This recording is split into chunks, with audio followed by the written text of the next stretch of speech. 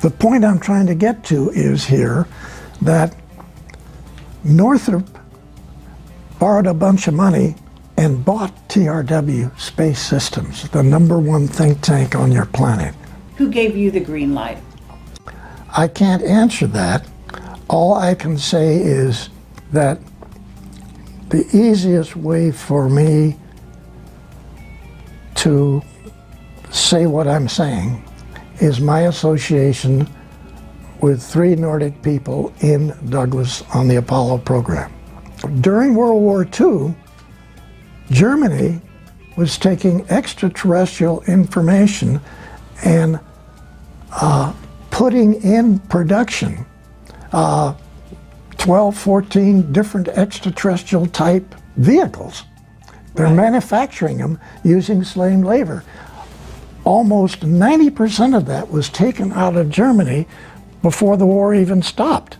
It was taken to Antarctica and is still operating there today. That there are some positive artificial intelligence out there, but that we do have incoming races of beings that are actually artificially intelligent, you know. Yeah, you can't even see them. Then they put the American flag up, okay? And then they start walking around taking their pictures. And all around the edge of the crater are all these great big things, which so are his statement, Armstrong. Sir, you've got to see these. They're massive. They're threatening. They're threatening us. So, what I want to say again is you're saying everything was planned to 1999, and basically we were stopped at a certain point, and that's a very, you know, crisis point in your book, which is very exciting, but at the same time very disappointing to hear. So it's not surprising because in a sense the general public certainly thinks we never went back to the moon. That's what they had in their minds. Now I don't believe that. So it went black, in essence. Yes. And this gets into a whole nother area, but I'm going to ask you my question in a minute. So, Michael, you were just about to tell him in answer to his question, right? We were talking about that. I also wanted to discuss, Bill, have you ever got a chance to meet Ben Rich? No. You didn't? No, okay. I didn't. I wish I had. Okay. Because he's beautiful people. Do you think that Donald Douglas Sr. consulted with Kelly Johnson and secrets were traded? Do you think that's something that... No question. No question? No question, Can yes. you drill down on that a little bit?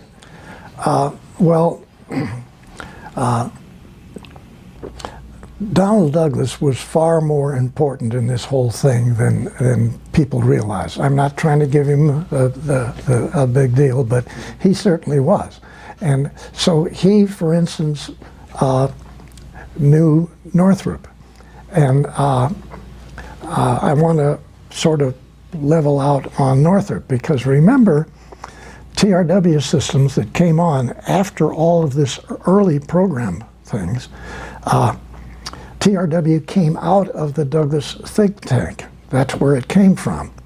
And so TRW then had what constituted, I worked there for a number of years, they had unlimited funds to literally study anything, okay, any subject you want. So the TRW staff, the president, and many of the top engineers were in the Douglas secret think tank before. And so not only did Douglas talked to TRW, but Douglas talked to Northrop. Douglas talked to Lockheed. These fellas were not exchanging information because they were competition with each other. But at a technical level, they talked together. And they then, like the first package that I flew to Lockheed in the valley there was the first paper that Lockheed had, which formed the think tank. And so collectively, the information was individual for each of the companies that we flew packages to, but there was also coordination between, like Douglas Senior and the top people at Lockheed. And it's not that they were trading information, but they were at the same level diplomatically, and they communicated. And so Ben Rich, what he said before he passed away, I think is extremely important, because he, in one statement, he came up with what the real situation was. And he's leaving that with, okay, it's you guys' next move. It's your next move. This is what he's telling you. It's there. You can leave it, you can back off, or you can participate. I think those words were unreal, truthfully. That's sort of a box of the whole situation. And those guys in the skunk works at Lockheed were right on, okay? Now, I did work for Lockheed 3 different times. One, I worked for Nav Space. I was working for Nav Space in a facility inside of Lockheed. I delivered documents to Lockheed, actually 4 times, and I worked for Lockheed 2 other times. I actually worked as a research wind tunnel model expert. Okay, so and that was the first time I actually worked for Lockheed. But I had delivered packages to Lockheed 10 years earlier, and so my participation with them was then different than my participation with Northrop, because I actually worked for Northrop for 2.5 years. And the point I'm trying to get to is here that Northrop borrowed a bunch of money and bought TRW Space Systems, the #1 think tank on your planet. Holy cats. I mean, this is wild. Northrop borrowed some money. They went to Virginia. They bought the U.S. Navy's shipbuilding company that builds aircraft carriers. The massive #1 facility on the planet that builds aircraft carriers. Now listen to this. What did they do that for? So they could take their engineers, crawl all over aircraft carriers, look at it, and figure out how to make a 790-foot aircraft carrier into a kilometer-long spacecraft carrier. What better tool could you buy? Wow. I think that when we address all of these things that the different people have done, it's mind-boggling. I mean, it really is. And you well, what about Boeing? Okay, Boeing is also involved with building And Rockwell. Building spacecraft carriers. And Rockwell. And also what we call, you know, I'm gonna say something here, because I worked on a very short term assignment for, I think it was Boeing, and I was working for the top guy, and they were gonna be designing these, I don't know if it's, you know, I'm not good with this stuff, but you know, F-35 or whatever kind of plane. Yeah. And all of a sudden, they designed a Starship Enterprise, and they took the whole division, and like in 2 weeks' time or less, and you know that aerospace, they move very slow normally, at least in the public domain. They packed everything up and they shipped it all down to a location somewhere like Redondo Beach. I don't know where it was. Further south, like maybe even further south than Redondo Beach. And they took some of the employees, and I don't know about all, but I mean, it happened so quickly, but I was working for the top guy, so I know that that's what they went to build. Fabulous. Yeah. So, Ties right in. Perfect. Yes. yeah. So you're right on it. And you know, and it was exciting because they were excited to be packing up and going to do this exciting new project. And I almost, you know, wished I could go with them, you know. Right. But of course that wasn't my line of work. Yeah.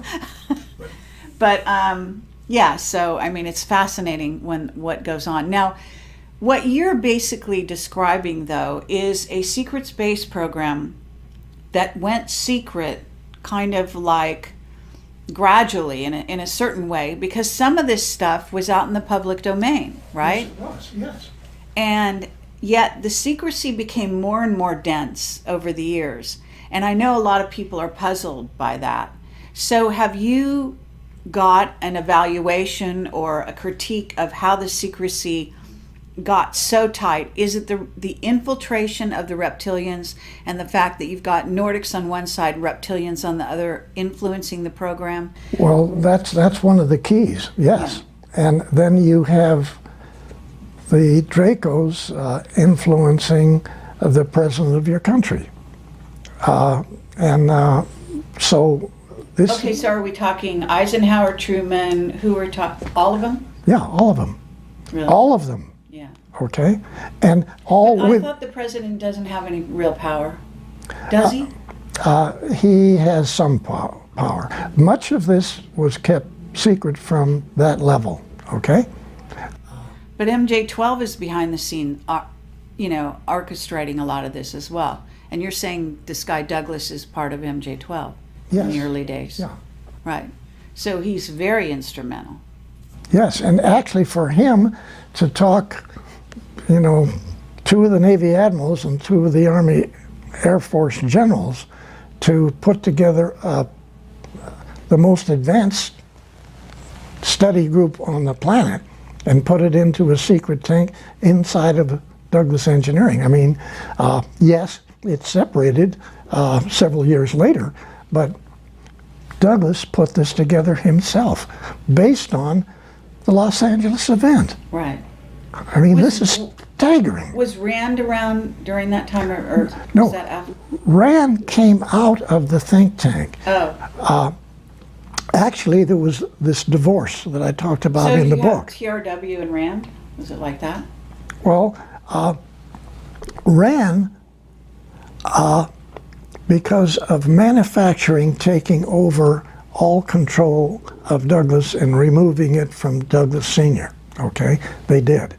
And so they didn't want any of this extraterrestrial stuff in their company. They wanted to make airplanes. I don't want them even here. So them finding out about this secret thing blew the whistle. So RAND was formed inside the secret think tank at Douglas. And then there was this big divorce. The divorce took place roughly 8 months before I went to work in 1951. Okay, so they divorced. They used this building right in Santa Monica as their headquarters.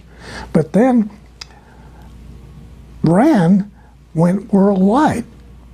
And if you go down to San Diego and you go out to Point Loma so you can get a view of San Diego, you go up to the top there where the view is.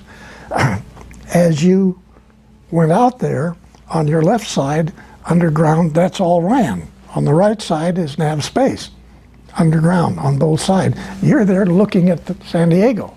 Right over here is all of this massive RAND thing, and all the way back on this side, nav space. You don't realize what came out of the Douglas think tank. How many years is this? That's 70 years ago. I mean, this is crazy. Okay, but let's also talk about NASA a little bit. Okay. Because at a certain point, I mean, you're coming from Douglas. This is a aerospace an aircraft company, and you're bringing changes to Apollo that affect NASA. Yes. Okay, and top dogs at NASA are Debus and von Braun, and they're Nazis. Yes. And they really were Nazis. They were. They're Okay. SS. And okay, so it appears from your book even that NASA is maybe the first place that's infiltrated by Nazis and that ideology. Yes, that's correct. And so Paperclip was not just 10 or 12 German fellows coming here. It was a massive number of a tremendously massive organization that a little bit of it went to Moscow. All the rest went to Antarctica in those big caverns in Antarctica. You got 5%. Meaning U.S. U.S., yes. Okay, but Britain got some. Yeah, but there's little bits.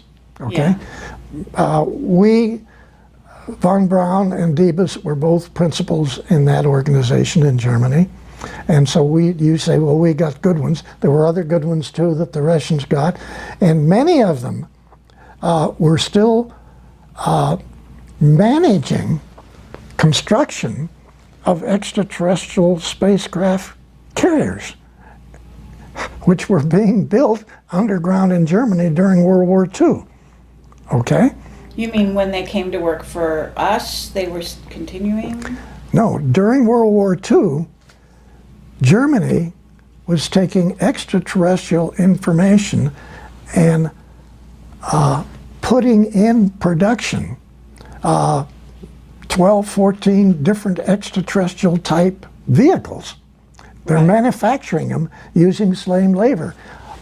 Almost 90% of that was taken out of Germany before the war even stopped.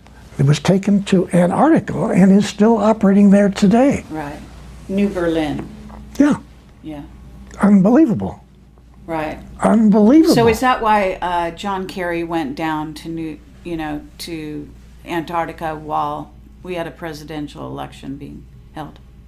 Okay. Okay. Well, I have whistleblowers who've talked about Antarctica, and I've released information about this.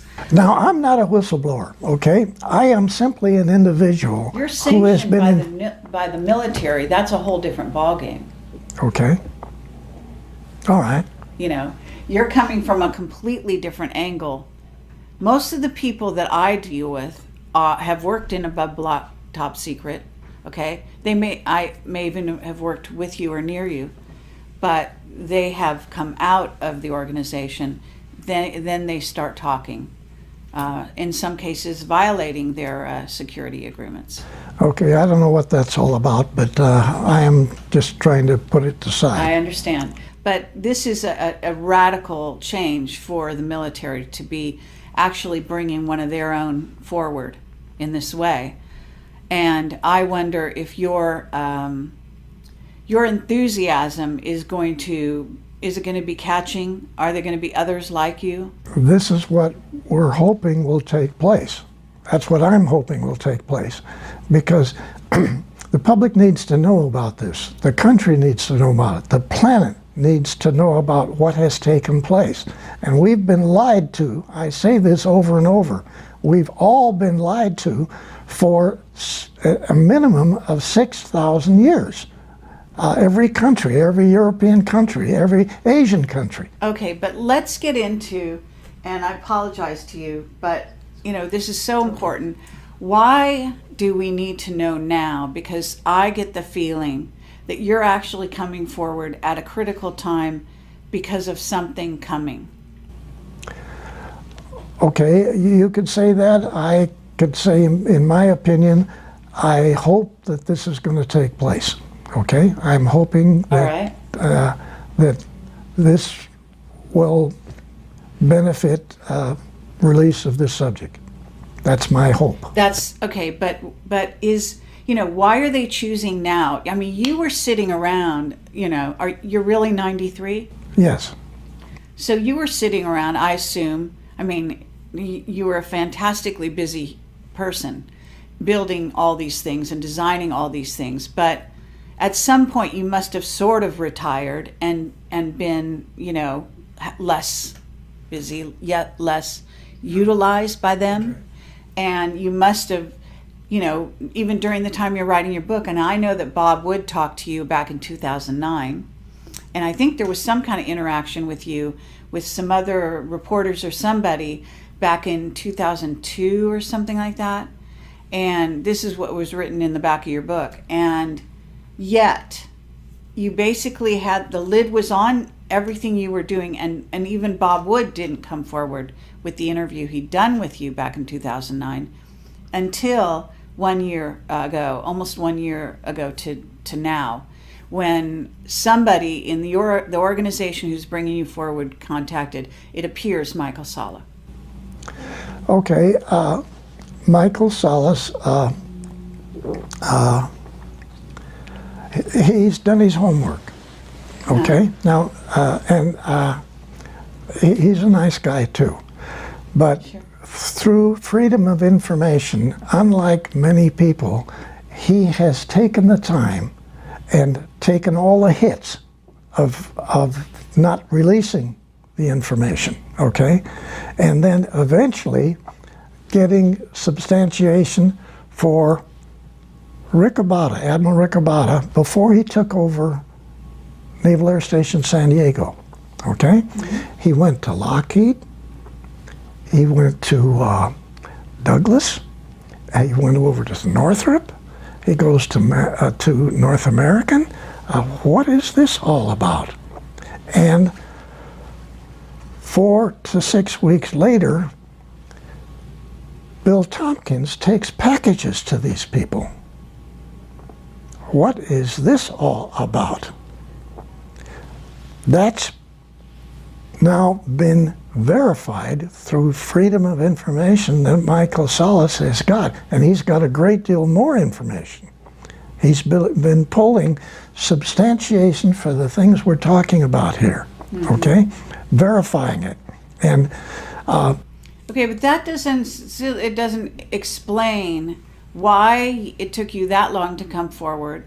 Who gave you the green light at a certain juncture, approximately 1 year ago, to come forward? Well, actually, it's not like what happened 1 year ago. That I don't even know what that answer is, because let's go back to the south part of Oregon and this Navy League Council that I set up in Oregon. And I had my ship models. I put them in the big mall. We could talk about it. There was an article in the paper that some people in downtown Medford, Oregon, were going to have a Navy League Council. And so I get the information in the paper, and then I have people calling us. I stood in the center of the mall 3 weekends. I had a little place there with documentation about the Navy League, and I got 70, 80 people within about 3 months, and we formed this Navy League Council. Okay, what year was this? This was 2009, 2007 time period, and I contact the commander, Naval Air Station, Naval Base, Washington, D.C., who's commander of Subgroup 9, the Boomer subs, and I talked to him, and I talked him into coming down to Medford, Oregon, in the big restaurant there, and throwing holy water on this new Navy League Council. And admirals don't do that. Admirals don't do that. Maybe a lieutenant does, or maybe a commander, or a lieutenant commander. Admirals don't do that, okay? Don't ask me how that happened. Somebody threw a little bit of whatever, and this admiral, who has a fantastic background himself on the subject, So we talking throws about holy water on Navy League Council and the boondocks down But in... are we talking Bobby Ray Inman at this point? No, we're talking a different guy Another one. entirely. A Yeah, different admiral. yeah. Can we know his name or not? I'd rather not put it in now, but right. I'm just saying... So what I need to say to Yeah. you, and to help you in your understanding here, again, for whatever reason, I end up with some 70 retired naval top officers in this council, and you can't justify that in a boony town in southern Oregon that all is there is just chopping down logs. All right. Okay? Okay. Now, I can't give you the answer. I can't give you the answer of why just south of Medford there's a mountain. And there's a mountain there where all of these Navy officers, most of these Navy officers are in business, who they have their own airplanes. They fly all over the United States and Canada. They see UFOs coming south, coming from the east, going into the side of this mountain, This isn't Mount Shasta, is it? Mount Shasta. It is. Okay.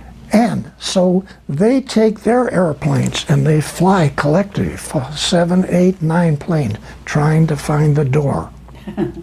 And they don't find the door. And then while they're doing this, 2 of them come out, Right. just next to them, fly right past their airplanes. Pretty awesome. Oh my Yeah. gosh. What did you say? So what are all these, how, You know, look, you're in contact, even to this day, with Nordics. You're being influenced. You're being communicated with Telepathically. Yes. Okay, so that's what they did. They basically kind of telepathically said, "Hey Bill, this will be a great idea for you.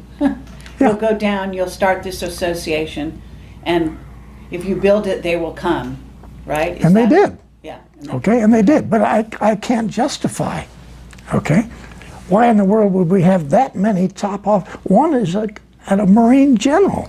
Yeah. We had 7 captains. Well, I can help a little bit with this because as a psychic, whatever you want to call it, I can say that I did go to Shasta, and I was communicated with by the Telos people, who had told me it was extremely sad story about how the reptilians had taken over Shasta, and that their whole civilization was at risk. So they perhaps were sending out the, signal, and this was in 2010. Mm-hmm. Okay. And so we're pretty close in dates here. Yeah. As to when your thing happened. So you were kick-starting the whole operation. Right. Yeah. Okay. Yeah, and and that was very moving for me and very shocking, And it was evident also in the terrain. You could actually see there was a frequency fence of some kind that had been put up in that area that was actually killing the wildlife and Yes. the pine trees and everything. You could see everything was starting to die. Yeah. Which, But I have to say, it's really almost laughable that you have all these Navy officers. They're all in business, which requires them to have an airplane. They fly. They're talking back and forth between their airplanes. One guy's coming east, the other guy's north, and one comes out of the mountain here, another guy comes in on the other side, and then actually when 2 of them are flying together, They come right out and go between the two airplanes. I mean, this, and then you say there's no UFOs, okay? I mean, to me, well, I don't say there's no, I'm being facetious. Yeah, I know what you mean. We collectively say there's no Yes. such thing as I extraterrestrial. mean, it's, yes, of course, and that's back, you know, back in the ABCs of Yeah. this whole subject matter, but amazing stuff, really, it's just amazing, and so that does answer some of my question in that small way, you know, Okay, of yeah. how this thing germinated to where we are now talking today. But Michael, I know this is jumping back a bit. That's okay, that's all right.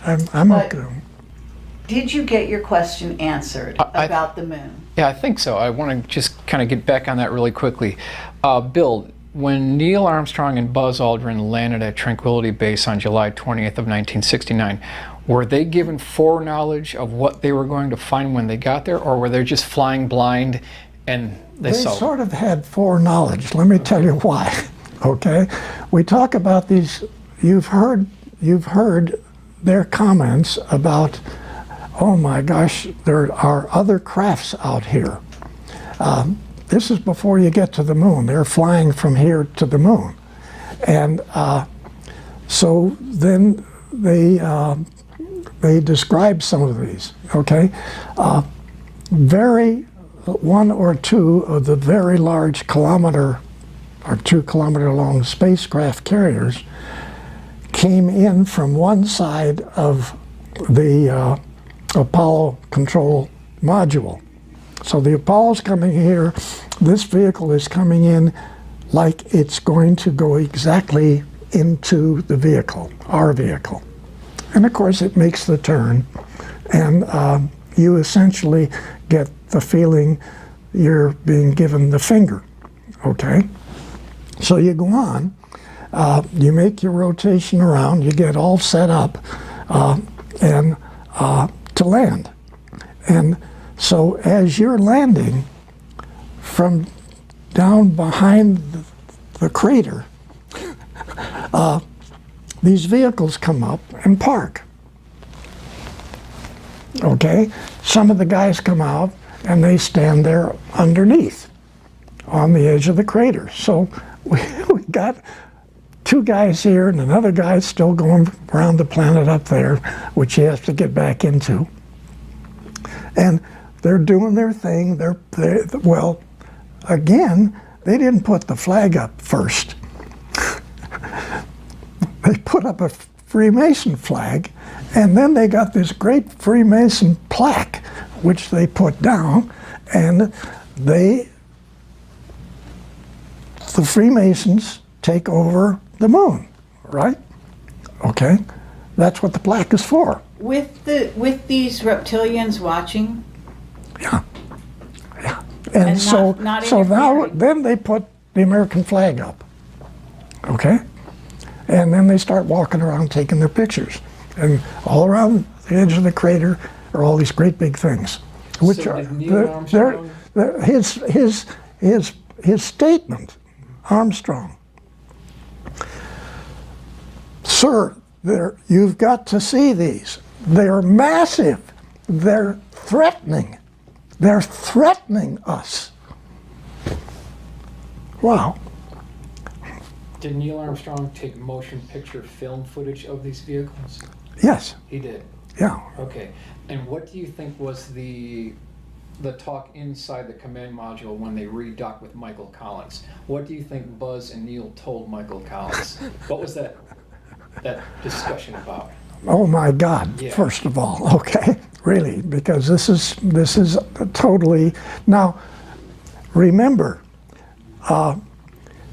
we had sent up vehicles with cameras on them to go around the moon to try to figure out, you know, all of the requirements, not only for the selection where the landing was going to be, but try to come up with some sort of a feel of what our situation was going to be when we got there, okay? So that's all been going on before. So we have seen and we have photographed structures on the other side of the moon. And next to those structures, a ways away, are foundations of many different buildings that are there. So we've already photographed. We knew that. Okay, well, I'm going to go back even further than that, though, because we know the Nazis had been to the moon, right? Yeah. You admitted that, and not only that, but one of my witnesses, Mark Richards, is Captain Mark Richards from the Secret Space Program, from Space Command. He is a Navy, he was a Navy officer on the side of the Navy, and he was, I don't know if you've ever heard of one of the craft that he was famous for flying, which is called Minerva, which is an artificially intelligent craft. Vehicle. Vehicle that very few people can apparently even interact with, let alone drive. Yeah. So Okay. he's in prison in Northern California Mm-hmm. because he's, I guess, he's been framed for murder, and he's the enemy of the reptilians who are in office and Dracos. But he said that by the 60s and early 60s, we had a base on the moon, even though we'd been told no, we couldn't. Okay. And he said that's because Curtis LeMay wouldn't take no for an answer. Could be. I don't know. That sounds a lot You don't like know Curtis about that No, part. I don't know. Okay. But that could be possible. All right. Okay. And he read your book because I sent it to him, and he said it lines up with everything he knows. Okay. I'm sorry he's in prison. Yeah, well, I think that, you know, with your revelations, maybe someone could actually turn some keys somewhere and get him out. Yeah. He's almost an elderly man at this point. He's in his late 60s, I think. Oh, okay. Not as old as you. Yeah. But he was chosen the same way you were, he said, when he was Yeah. very young. Well, that's where I was trying to get back to him, that All right. it's not just one or two people that are selected, okay? There's hundreds and hundreds of these people actually all over the planet. There's Russians too, and there's Chinese. And so, but unfortunately, not making this nice, some are on their white hats, and we like them, but we've got a lot of people with black hats that are selected to implement whatever. And this is a real problem. And you can't cover this part of it up and just say, I don't believe that, okay? Oh, yeah. We are stuck with situations, plural, not one, but situations with which we don't have control over. And we are being used, we have been being used, and I hate to say this, but we're just a laboratory for them. Stop and think, that's not your moon, this is not your planet, and they own the planet, and we are their lab. We're their laboratory, and they're associates laboratories, other extraterrestrials Right. coming in, doing their agenda. Yes. And And this has been going on for eons, and we know about this, but I have to say, there is a reason for all of this. And Yeah. I want to get to this idea that the Nordics are coming here. Mark said the same thing to me. Around the same time you're releasing this, he was saying to me on my one-on-one interview with him in prison, I go to interview him in prison, I've done it 5 times now, and he said, the Nordics want the humans to come up to speed militarily and in terms of consciousness, etc., so that they can join the fight against the reptilians and Dracos that are basically plundering the galaxies, taking over planets, etc. And you've said something very similar to that. yeah, I have to agree with that. I'm just saying that this is our situation, and it's And our military is very aware of this. And so what they've been doing is funneling what we call black project money, billions, into building this secret space program that's now practically what we call a rogue civilization. It's almost living so far in advance of the way we live in terms of technology and in terms of everything else. okay. Adding to that, you have Solar Warden. People don't believe that we have Solar Warden, okay? I believe it, yeah. Okay, but it is 8 Navy space battle groups with destroyers, cruisers, other vehicles, support vehicles, transports, trucks, all kinds of stuff. They're operating off of Nordic bases, okay? Their families, their children live in Nordic facilities. They go to Nordic restaurants for food. Just like the 6 people in Lockheed, which are here, working, or they have their own facilities in an area in Burbank. Those 6 fellows have wives and children. They're in the public schools there. They go to restaurants and they go. Nobody knows their And names. the manager of that 6th group, they are. They have their own mission, which again is talking about this region of the galaxy, this arm, and so they could just as well have been on board the moon facilities, but they're local. And yes, once in a while they help the skunk works, but that's not their job. They're not contracted.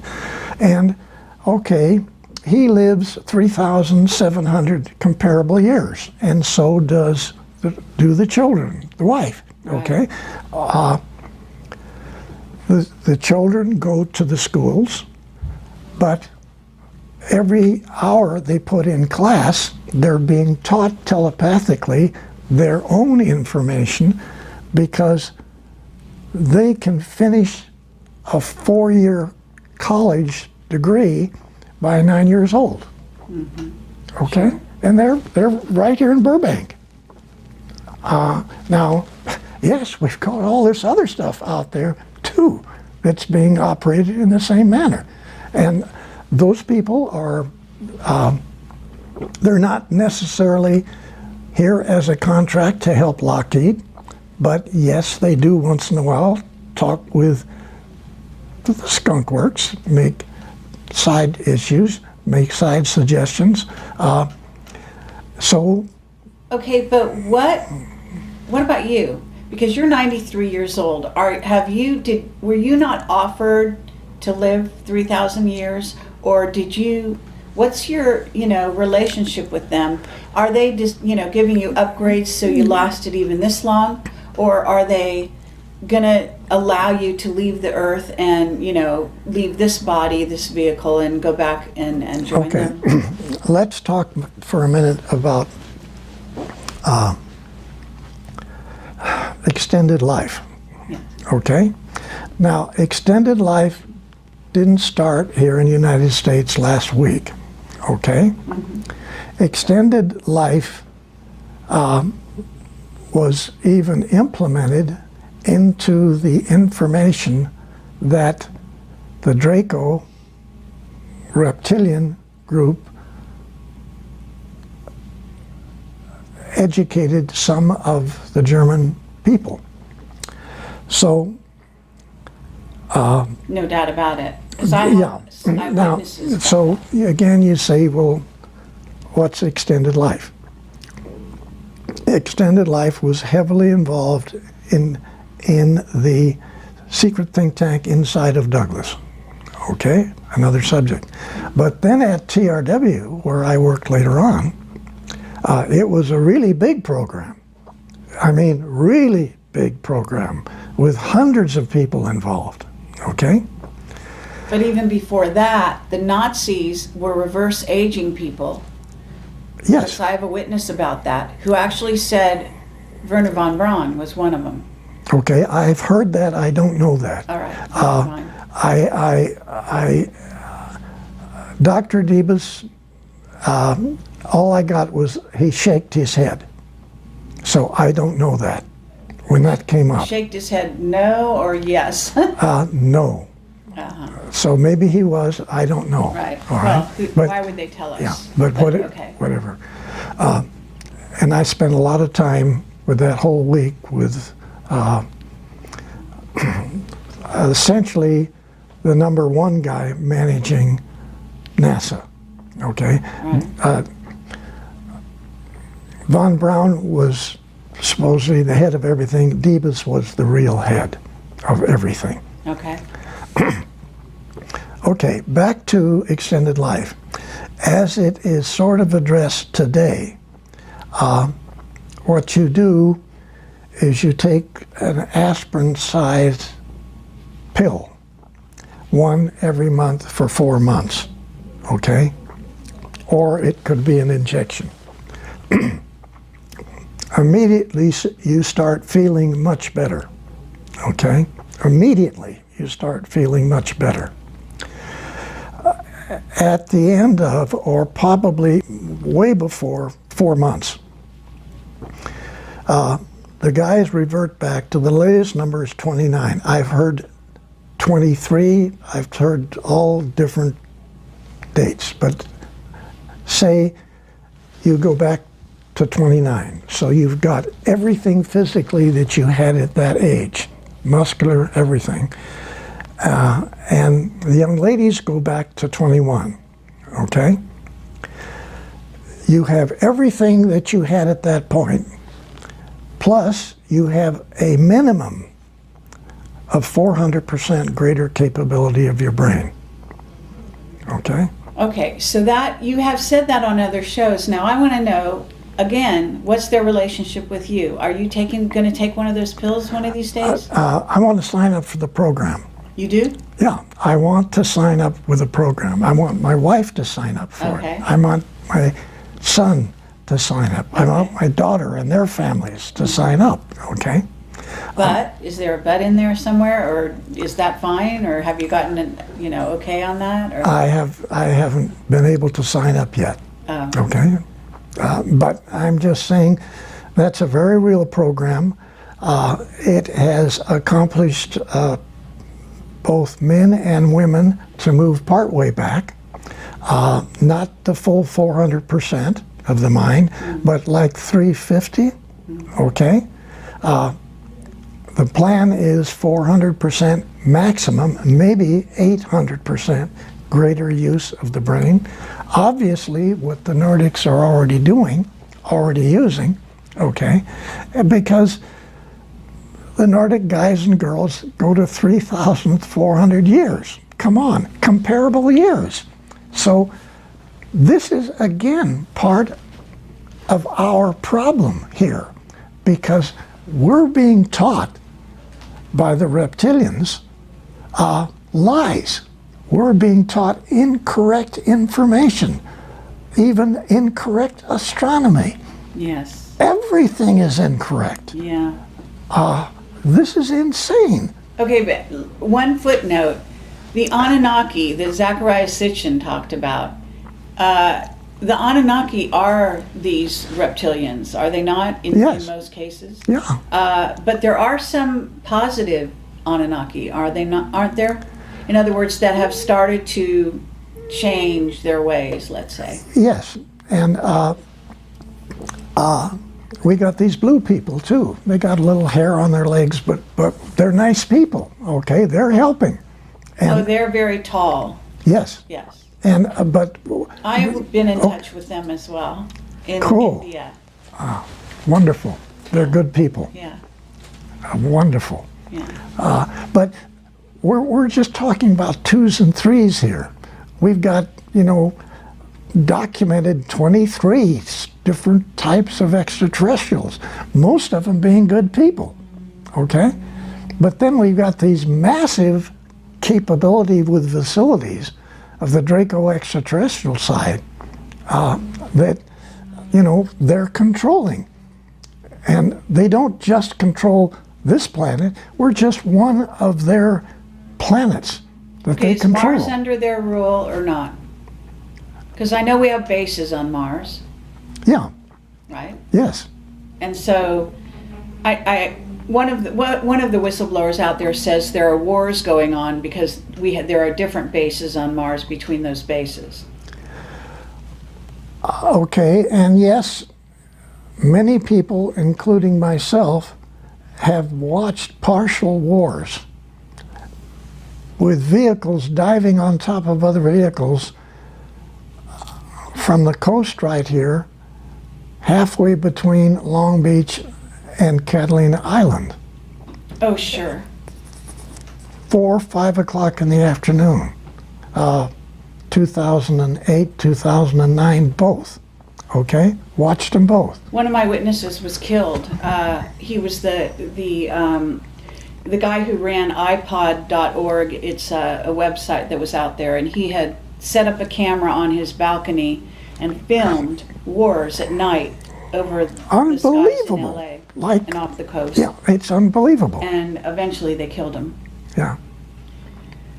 Now, of course, it's the Dracos or whoever that killed him, right?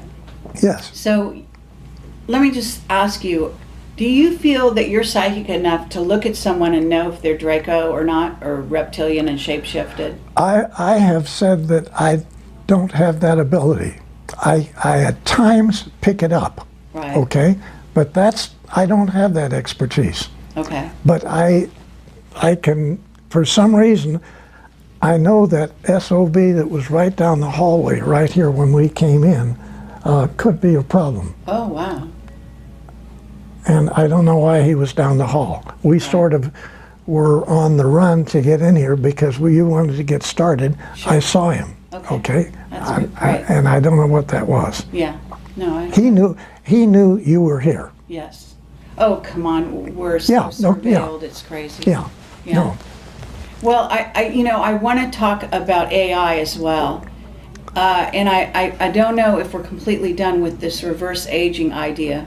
Well, I think it's far enough to say that that's real. Yes. That within supposedly less than 24 months, that program is going to be available to some people. Now, if you have enough money and if you have enough facilities, maybe you can get on the list first. Okay? I don't know how that's going to work. Right. Well, there's also a spiritual component to all of this that we haven't really dealt with yet. But I also, I have so many questions, and I know that you probably have a few. So I want to give you some time. So at a certain point, we got to manage our time. Okay. So one last question in regard to this whole sort of scenario in, Draco, reptilians, etc. Mark Richards talks about the Raptors as being a group of reptilians that went off planet after the dinosaurs. That when they said that dinosaurs went extinct, they didn't actually go extinct, but they're a certain group of them, from what I understand, went underground and stayed here, and then a certain group actually left the planet, and they're called the Raptors. Have you ever heard about the Raptors? I've only heard what you've just said. Okay, but and that they have aligned themselves now with our Navy and Air Force. They're closest to the Air Force, and that they're working with us because their queen was basically told, in essence, that their trajectory of their race would be more positive if they align themselves with humans in a positive way instead of continuing to eat us. Okay, I guess I don't know that. I'm not familiar enough with it. But you do know that reptilians and Draco, the blood sacrifices, the whole Luciferian thing, the kids being killed and eaten. I mean, that humans have been eaten and taken off planet, et cetera, and used for slaves in other colonies, etc. I hate to say that, but that's far worse than what you've just said. It's far worse. Yes, far worse. Far worse, yeah. And that the whole blood situation is it's unbelievable, and right. I don't know how we say that to the public. I don't know how. Well, wait a minute, just a second. On that part of this whole subject, to me, if we get into that, and I know all about it, okay? All right. Far more than you know. Sure, all right? I'm sure.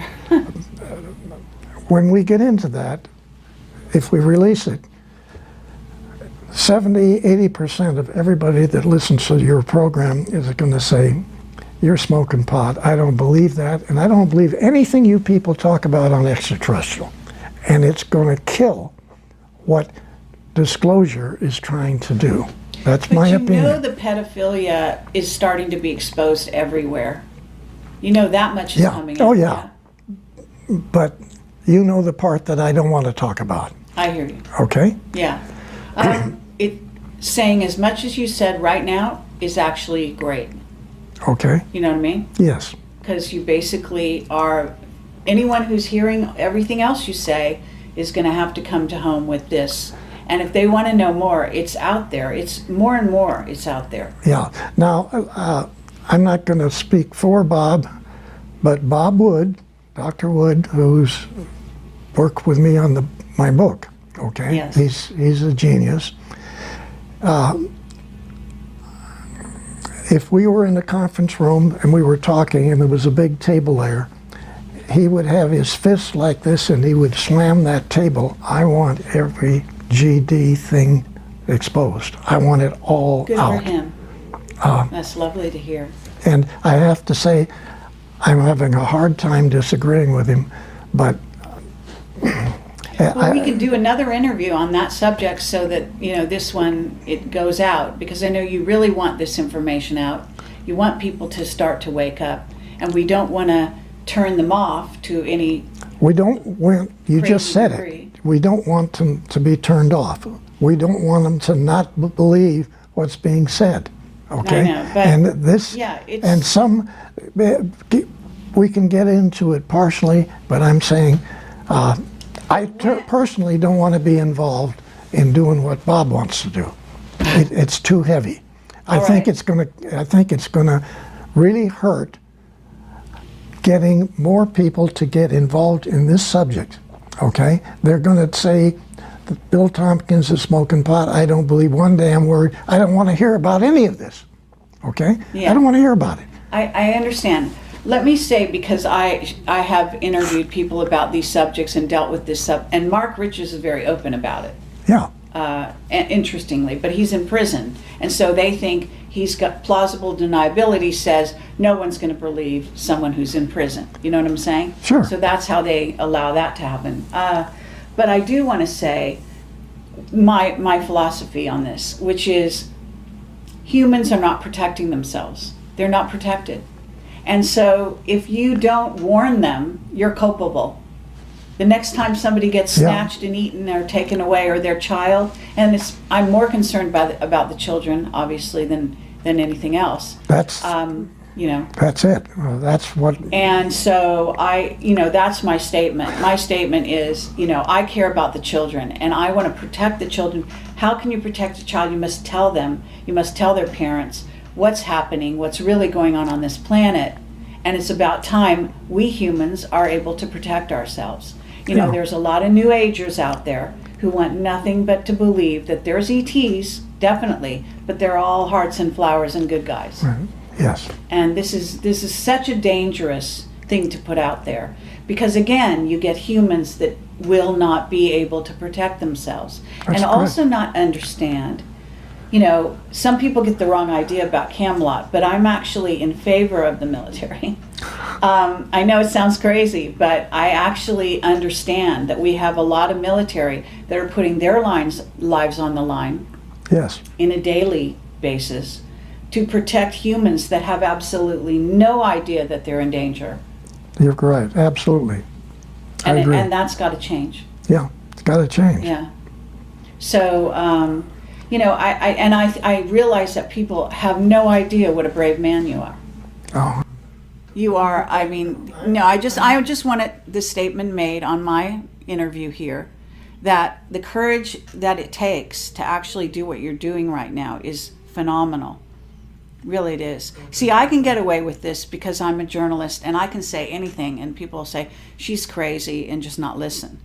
But someone with your stature, with your reputation and your documentation and where you were and where you come from and all of that, this is substantial.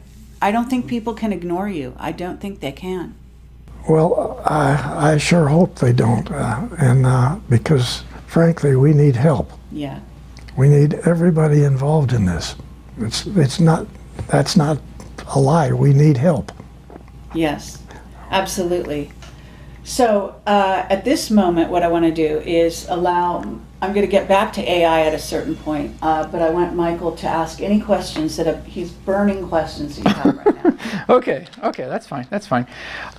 Bill, let's switch gears here, but we're still on the same topic of naval programs.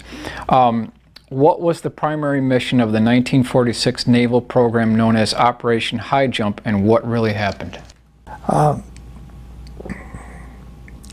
Very interesting.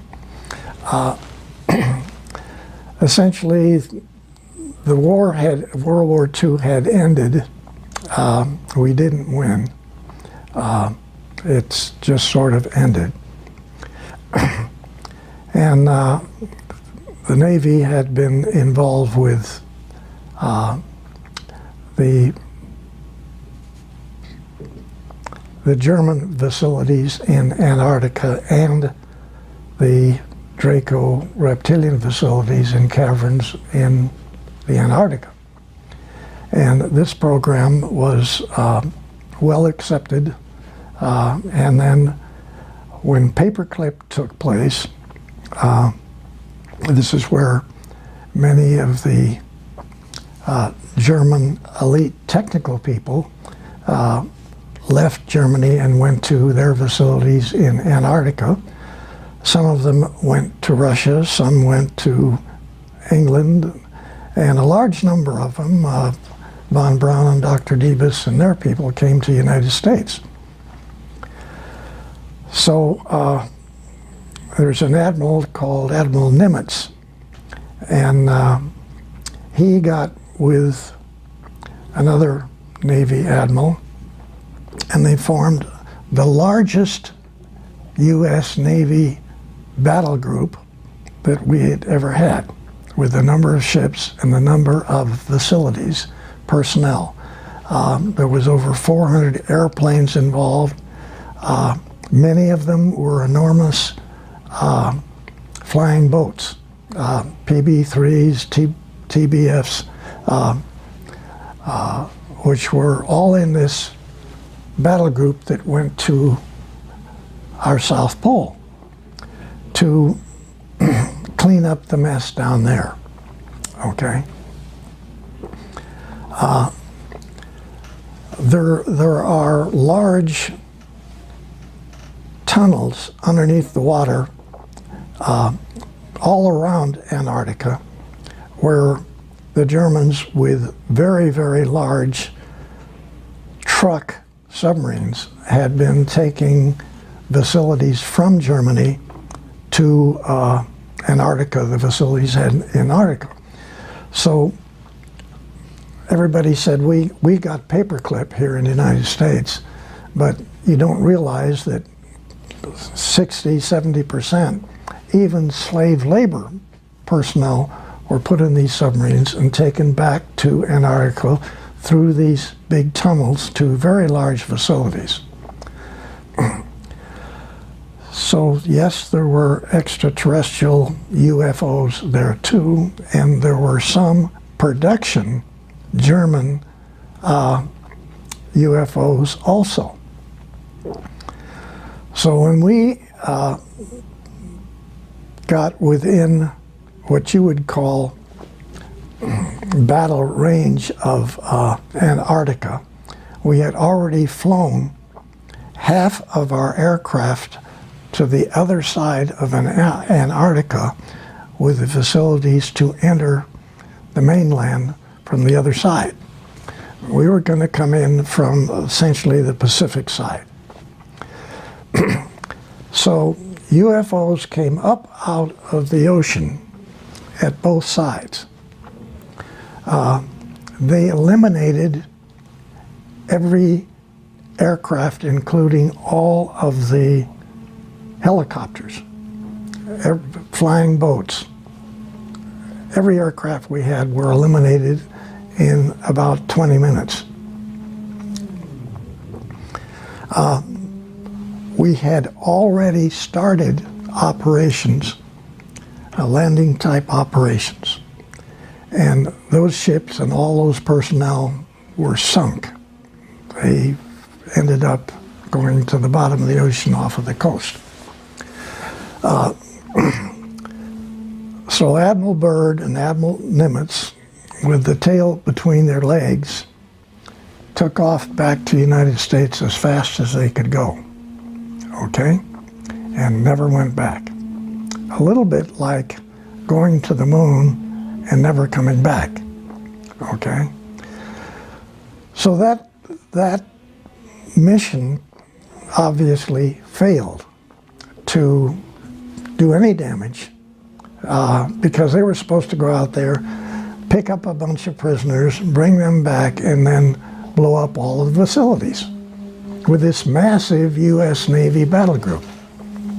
And we didn't do that. We came back and we're not going to do that again. I think that basically says what the mission was and what happened, okay? And essentially, you haven't gone back again since, and you probably never will.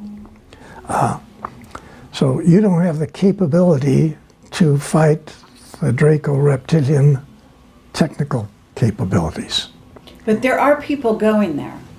Yes. There are military going there. Yes. And they have also a telescope there that's supposed to be specially stationed to look for the incoming of Planet X or Nibiru or whatever. Well, they have a facility there like you have, your Air Force has at the Offutt Air Force Base in Omaha, Nebraska. There's a picture, a drawing that I made in the front of the book where it shows the command center, which is not a command center. What it is, it's a receiving center for information in this part of the galaxy. Right. For us. And then you have a separate command center that the Air Force has in that big mountain range.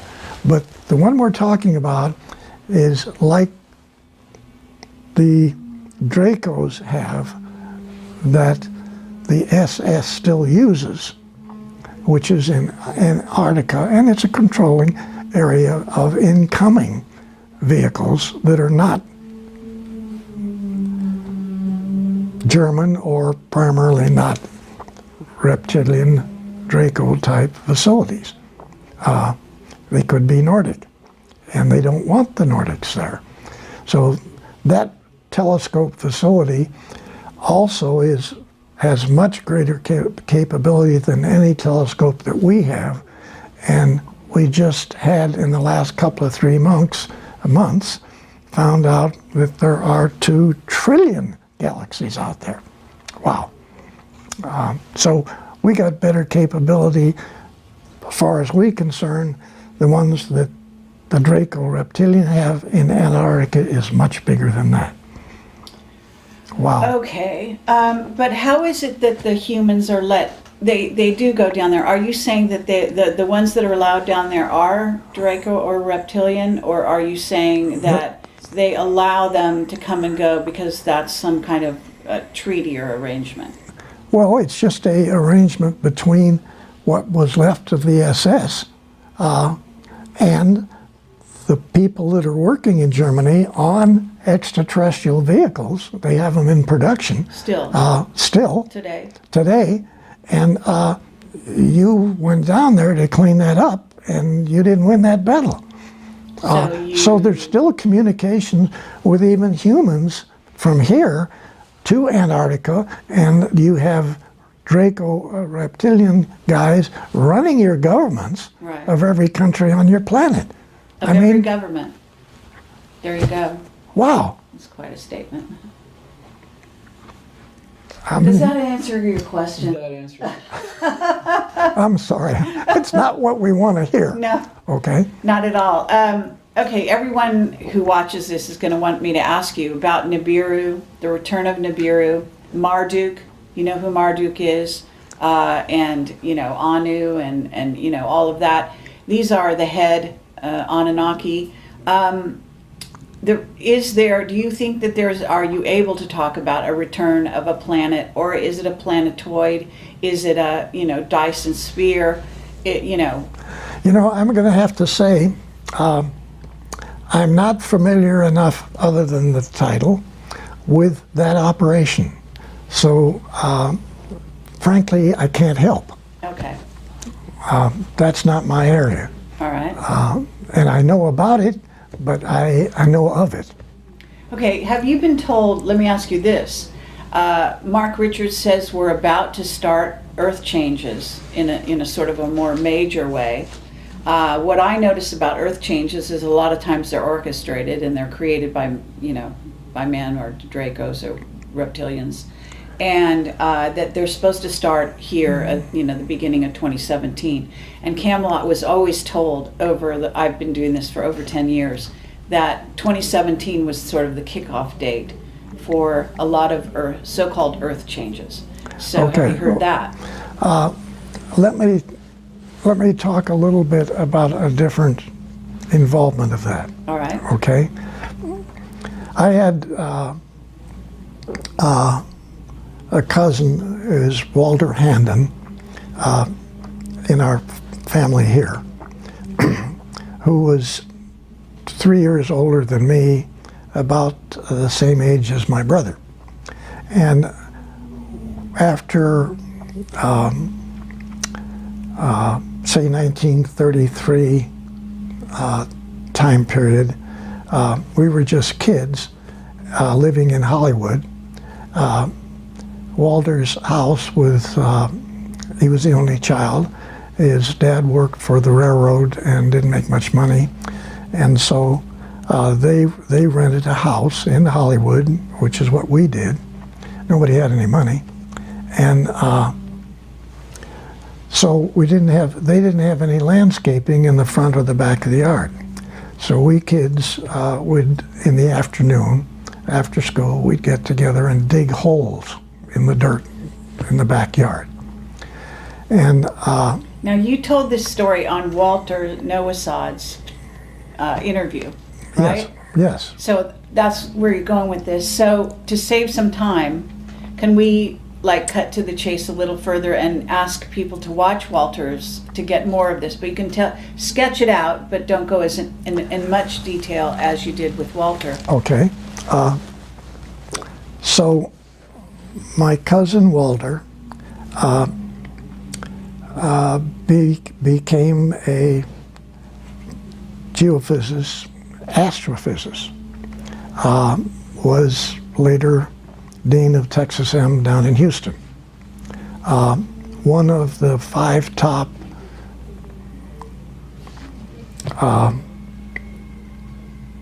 astrophysicists, I guess, in the country. And so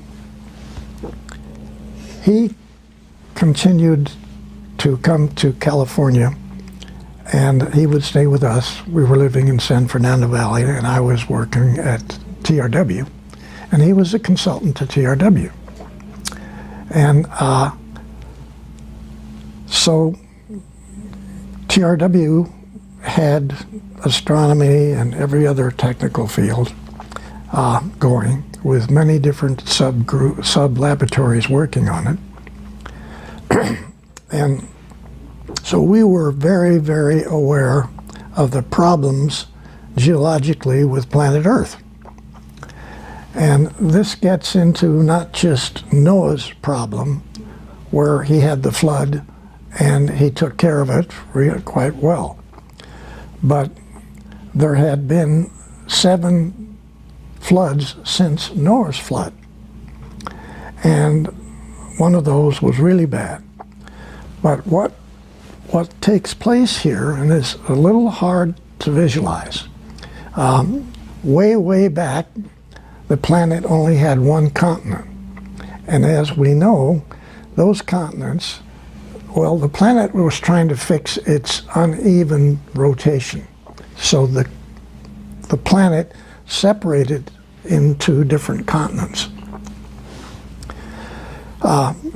So what's taking place since then, on every so many years since that took place, two major things take place. Well, three, I'm sorry.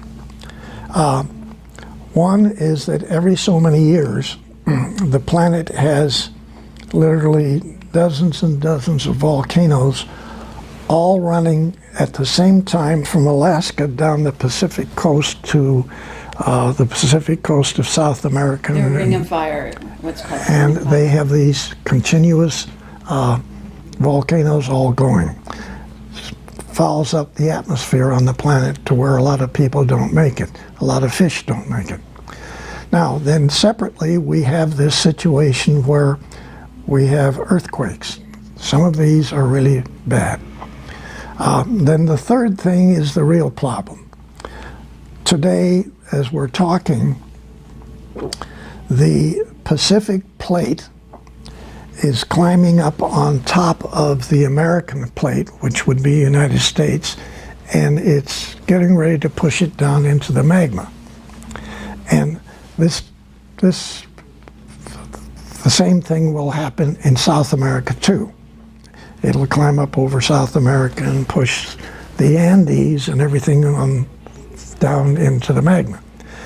So not too many people live through these kinds of events.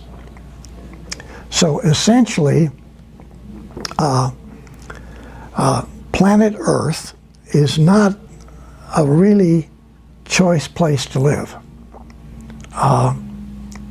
from the geology standpoint.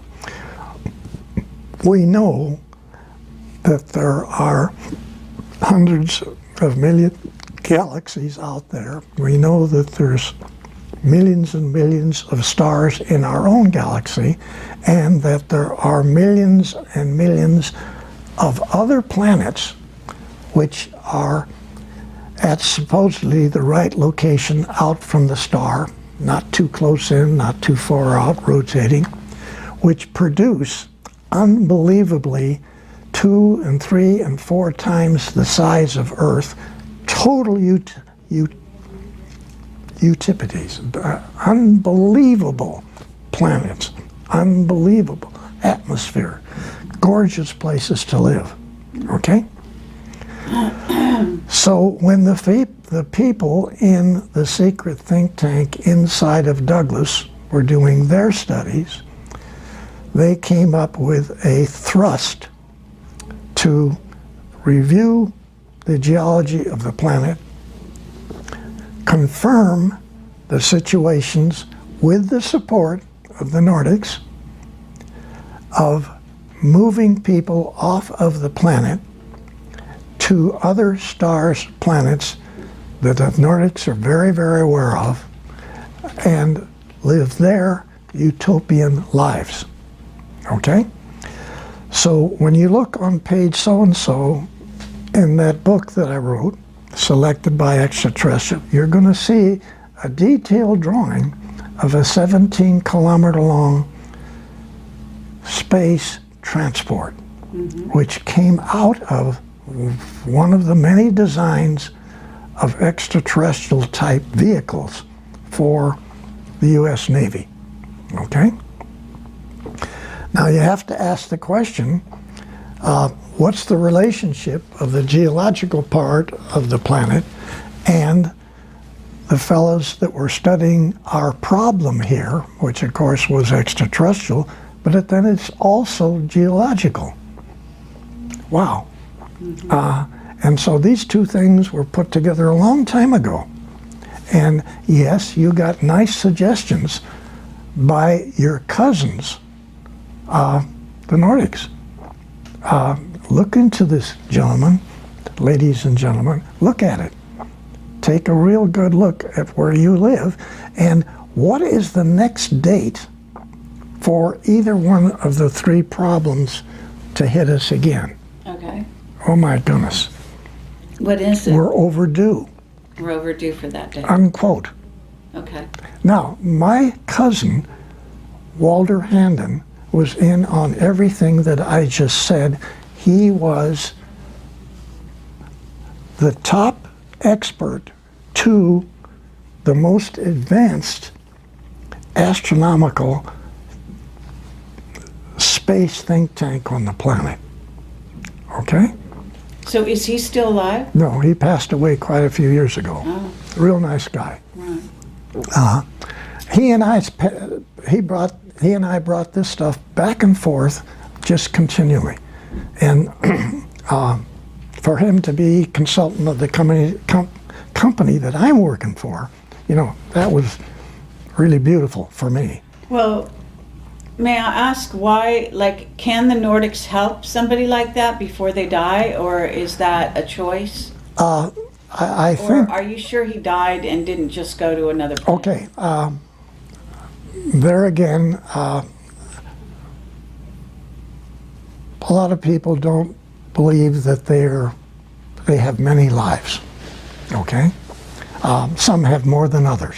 Oh, okay? yeah, absolutely. I But believe we it. don't just die here and that's it, Sure. okay? We've got a whole lot of other stuff we got to do, okay?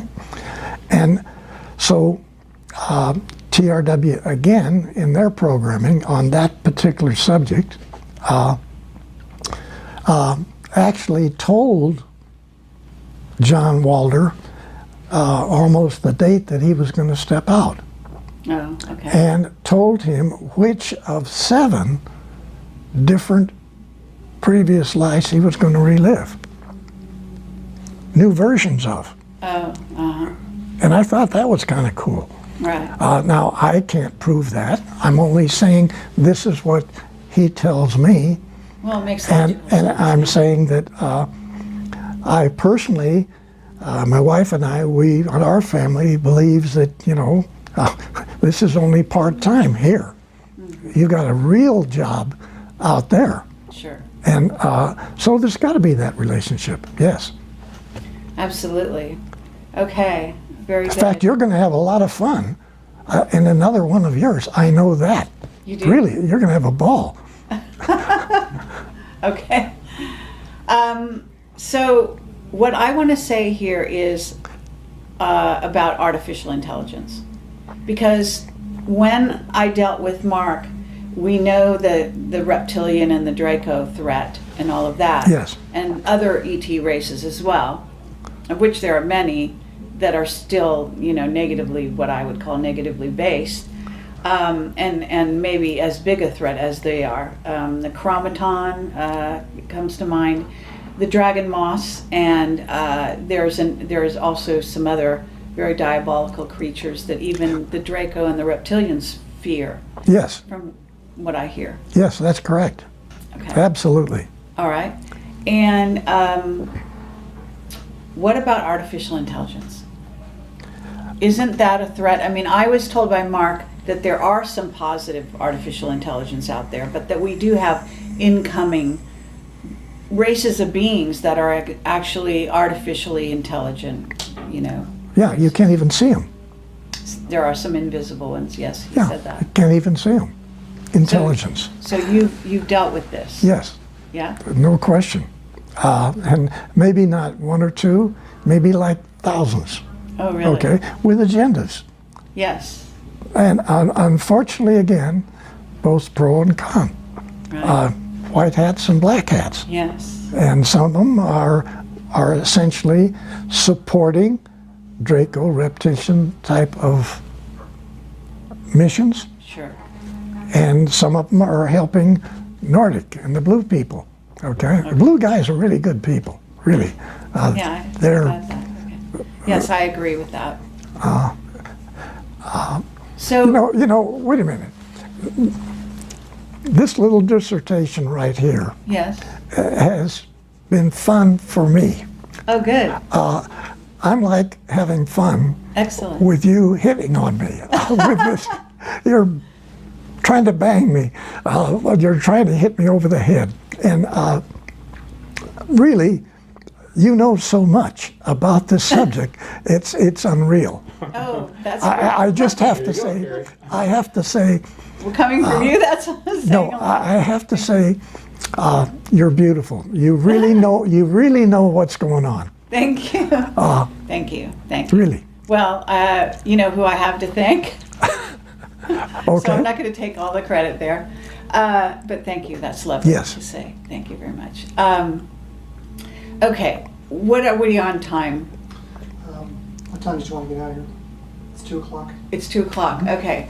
So we have kept you for a very long time. Okay. I can wrap this up here. I think Okay. maybe this is plenty of time for a person of your age, even Okay. though you're not always going to be this Yeah. age. Yeah. I get Right.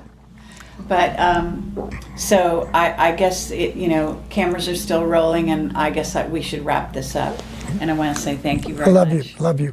Love you, and Okay. thank you for your Yeah. service to humanity. Okay. Okay? Appreciate it. And I mean that from the bottom of my heart and the top of my heart. And Michael, thank you so much. Yeah. I Thank know you, you've been Michael. a bit slighted, but your presence Yeah. has been very welcome. Thank you. And we'll try to do this again sometime Okay. if you're willing. Yeah. Okay. Well, you did a No, lovely job. I was having fun. Come on. It looked like it.